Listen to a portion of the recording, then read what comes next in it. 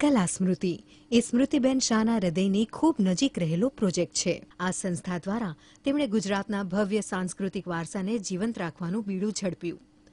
કલાકારોને મંચ. કલા સ્મૃતિ સ્મૃતિ શાહ કલ્ચરલ સેન્ટર SSCC દ્વારા તેમણે માત્ર જાણીતા કલાકારો જ નહીં પણ ઉગતી પ્રતિભાઓને પણ એક ભવ્ય મંચ પૂરું પાડ્યું.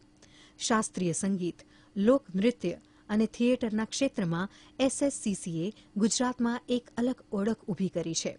SSCCના નેજા હેઠળ યોજાતા કાર્યક્રમોમાં સ્મૃતિબેન પોતે ઝીણવટભરી દેખરેખ રાખતા સ્ટેજની સજાવટથી લઈને કલાકારોની પસંદગી સુધી બધું જ ક્લાસિક હોવું જોઈએ એવો તેમનો આગ્રહ રહેતો. તેમણે સુનિશ્ચિત કર્યું કે ગુજરાતની સંસ્કૃતિને ભલે આધુનિકતાનો રંગ લાગ્યો હોય પણ તેની મૂળ ગરિમા જળવાઈ રહે. જ્યારે પત્રકારત્વ અખબારથી આગળ વધીને ટીવી તરફ વધ્યું ત્યારે સ્મૃતિબેન અને શ્રેયાંશભાઈએ આ પરિવર્તનને પારખી લીધું. આ દ્રષ્ટિનું પરિણામ એટલે GSTV. ગુજરાત સમાચારના વિશ્વાસ અને વિશ્વસનીયતાને ટીવી સ્ક્રીન પર લાવવા સ્મૃતિબેનનો સિંહ ફાળો રહ્યો.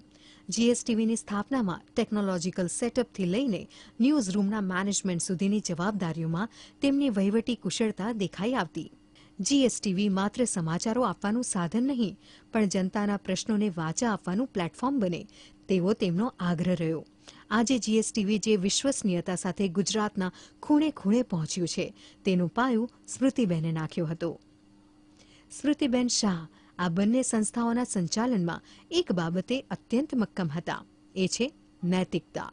GSTV પર ચાલતા સમાચાર હોય કે SSCCના મંચ પર પ્રસ્તુત થતી કળા તેમાં ક્યાંય પણ સસ્તું ગ્લેમર કે નૈતિકતાનું પતન તેમને મંજૂર નહોતું. તેઓ હંમેશા ક્વોલિટીને ક્વોન્ટિટી કરતાં વધુ મહત્વ આપતા.